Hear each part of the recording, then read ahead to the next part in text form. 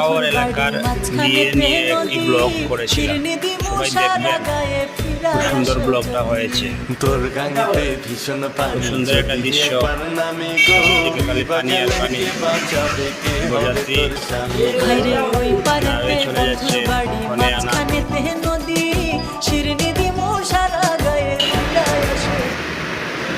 আপনারা দেখতে পাচ্ছেন সুনামগঞ্জের আওয়ার এলাকার ভিউ, খুব সুন্দর একটা ভিউ, খুব সুন্দর একটা এলাকা। আমরা সবাই বিয়েতে চলে যাচ্ছি। আপনারা দেখতে পাচ্ছেন কি নদী, কালী নদী আর নদী, আর চতুর্দিকে বাড়ি আছে, কিন্তু বাড়িগুলো সব পানিতে ডুবিয়ে ফেলেছে। সবাই দোয়া করবেন আল্লাহ যেন বাংলাদেশের মানুষকে শান্তিতে রাখে।